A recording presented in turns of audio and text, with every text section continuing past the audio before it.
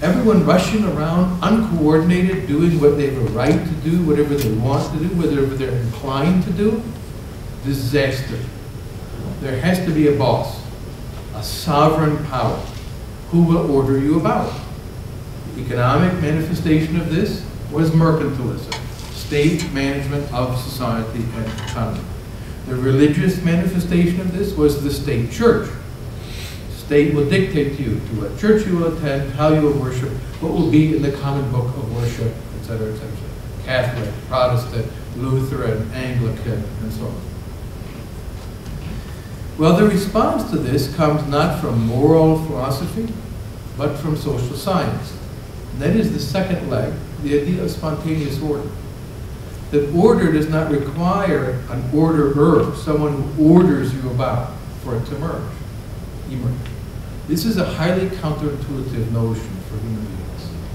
It is hard to grasp. Because, and I think here we are in some sense hardwired, our expectation is when we see these chairs ordered, they're all neatly ordered, it doesn't occur to me they just grew that way. Someone came in and put them that way. Whenever we see order, we normally expect that. Imagine, for example, in my neighborhood where I have my apartment, there was a lady, since deceased, she was retired, and she had a lovely, beautiful garden. Very, very nice. Or in the poetic language of the economist, she generated positive externalities for the neighborhood. Economic soul was beautiful. And I used to thank her, by the way. Thank you very much. I got this spillover, these positive externalities generated for me. Imagine I walked up to her someday and say, wow, this is just amazing. I guess it just grew this way, right? She would have been hurt. It was beautiful because she was in there all the time pruning and doing all the things that I would kill myself to avoid having to keep her. She loved it. And it was beautiful because of her intellect and her work. That's how we think of order, normally, like the chairs in the room or her garden.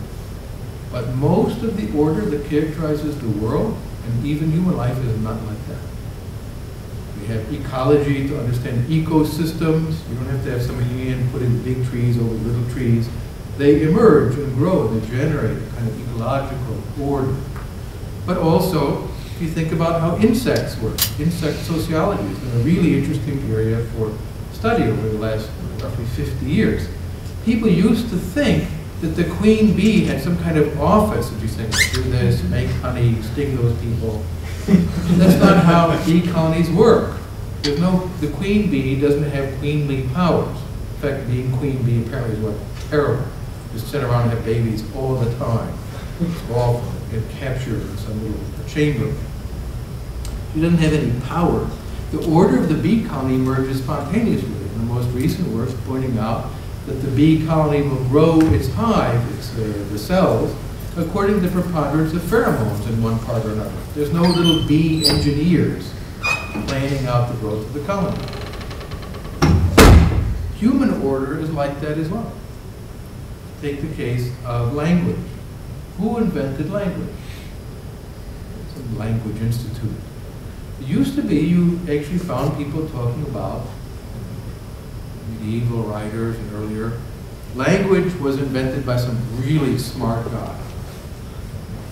It was a benefactor of mankind. But actually that makes no sense when you think about it.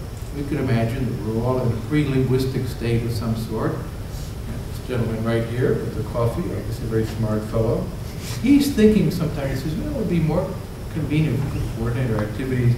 We could have sounds that would correspond to things. It wasn't nouns.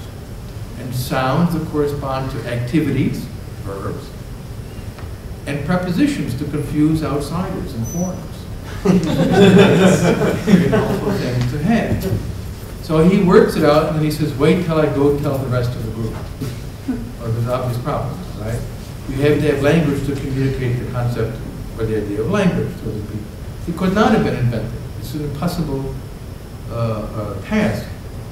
It emerges spontaneously. The study of language is a really rich and interesting field of the human sciences. Adam Smith in looking at how order emerges in the economic realm. Again, it's not because of the actions of the king directed, make candles, milk the cow, and so on, that we get the order of an economy. If you go to the grocery store, ask yourself someday, this is real economics. Real economics does not begin with asking about indifference curves. Real economics begins, as Aristotle said, in wonder. Wonder is the beginning of all science. Why does the moon not fall on us? People who don't ask that question aren't scientists. It's the one who says, why doesn't it fall on us? Who begins scientific inquiry. Begin in wonder. And here's the wonder of our world. I go to the Safeway, Food Giant, whatever they call it, and there's all that stuff there I want. How did it get there? How did this happen? That there's carambola star fruit from wherever in the world they grow those things. I don't have any idea where carambola star fruit comes from, star frutio. Somehow they end up in this place where there's all the stuff I want. How? Whereas Frederick Basquiat, right here in my book, how is Paris fed?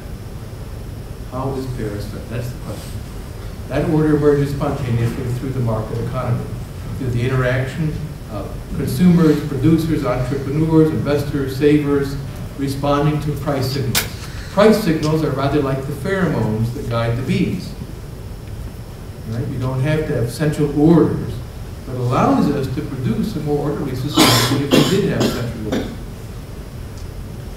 So, economists have, I think, definitively argued, demonstrated that when rights, individual rights, are well defined, legally secure, and at least for the bulk of them, fairly easily transferable, the transactions cost of transferring them are relatively low, you will generate more order, more social order, more social cooperation and harmony than if you had a dictator, a boss, a sovereign, an emperor, a commissar with the power to bring that about. That's again a little counterintuitive. The order of society emerges spontaneously. Last example I'll give is the law. You would think of all the things that are social institutions, the law was the product of the imposition of human reason. This again is not true. Most of the law that governs our behavior, certainly in a variety of countries, Anglo-Saxon countries, is common law. It emerges spontaneously over hundreds of years as people have disputes, right?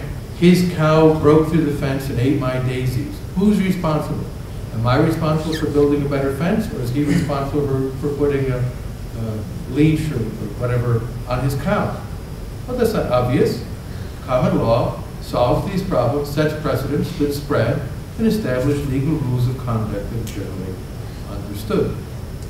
Even today, if you take things like the Uniform Commercial Code, it's passed by the Indiana legislature. Right, but it was drawn up by lawyers, private lawyers. What is their source? They look at all the contracts people have made and follow commercial practice, codify it, say this is what's been happening. The legislatures pass it, but they don't create it. If you know, they give a kind of stamp of approval to it, and that's it. Now, if you have individual rights, it's a core element of liberal thinking. Those rights can generate more social harmony and social coordination than their absence if there's a lot of power in one set of hands. What is the third leg? The institutions that can help us to define, enforce, protect those rights. And that's constitutionally limited government. And here we draw on the disciplines of political science and jurisprudence. Namely, the idea of a state that is itself subject to the law. And in English, we express this idea with the phrase, the rule of law. And I'll talk more about that in a moment, why that's very important. It can be expressed in other languages, some with more difficulty than others. Rechtsstaat in German, a law-governed state, if you will. État de droit, this debate in French whether you would, how you would translate rule of law. There are various forms, but a state of law, a law-governed state. As the